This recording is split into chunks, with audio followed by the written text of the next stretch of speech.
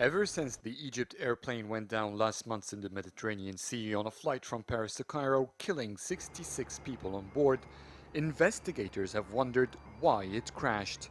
Now they may have a better idea since searchers have pulled the cockpit voice recorder from the water. الفويس ريكوردر سيستم اللي The بين voice recorder system, which داخل records غرفة the cockpit, القيادة is very ده important مهم for us جدا to hear لأن the المحادثات conversation and the orders والأوامر the اللي بيديها pilot قائد gave his الطيارة co-pilot. It will also show us if he tried to contact the air والمساعد control بتاعه or to report any مهمة جدا malfunction, error or زائد difficulty إنه he was بتورينا facing. إذا كان تحدث مع الكنترول. The recorder was found broken, but according to the investigation team, the memory unit was intact. It's still not clear how much of the information on it will be recovered, if any. له حماية The recorders have enough protection to remain intact after a crash. If it's partially broken, this could be an indication there was an external factor, an explosion that may have damaged the device. When planes crash because of engine failures, the recorders usually are found intact. حاجة تسببت في تلف الجهاز. On Wednesday, the search team using an underwater rowboat identified several locations 3,000 meters down in the Mediterranean where the wreckage is clustered.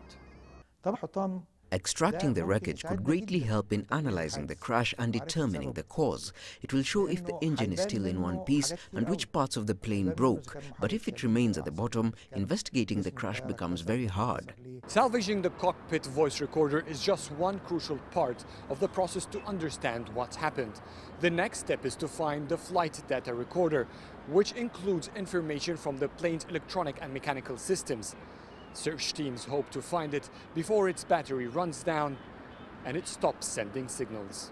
Adel Mahrouky, CCTV, Cairo. Well, let's now get you the latest on that story. I'm joined live from Cairo by CCTV's Yasser Hakim. Yasser, what is the latest on the black box investigations in Alexandria? Well, the black box has been has been handed over to the investigating committee. Egypt is the country that's leading the investigations, but there are experts from France. That's where the plane had departed before it went down in the Mediterranean, and also experts from Boeing, the Airbus company that owns the Airbus, and as well as on Friday evening, a team will arrive from Washington, and this team will be working with the investigating team here.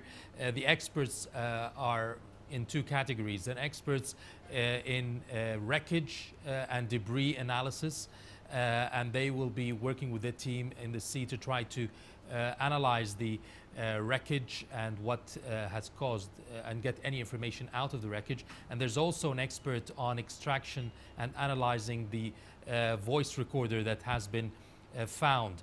This expert will work with the team to try to get the information as soon as possible. We understand that Egypt has the equipment to extract the voice recorder information, so it will not need to be sent to any other country. It will take place in Egypt, the analysis and the extraction of the information.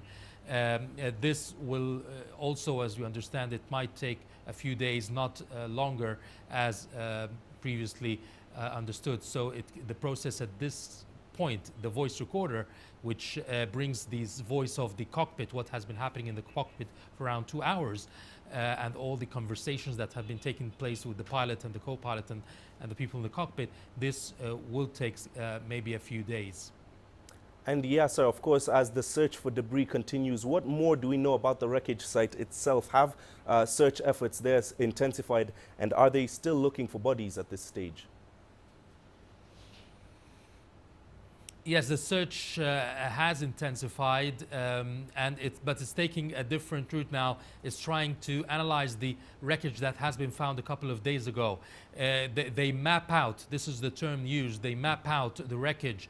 That means they take the four corners of the wreckage, and through these four corners they would analyze if the wreckage is the pieces are wide apart. It means that there could have been an explosion in the air before it went down. If the pieces are close by, the body is intact, then it means that it has hit the water while intact, without an explosion in the air.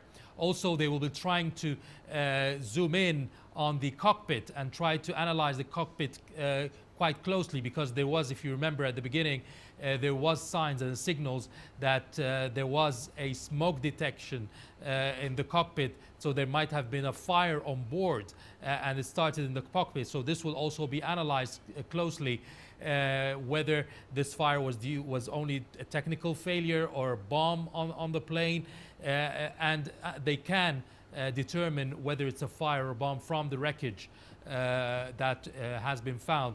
But this will take time because it's under the sea, which makes it a lot harder to analyze and determine the cause. Yeah, so thank you very much for that update. CCTV's Yasser Hakim joining us from Cairo in Egypt.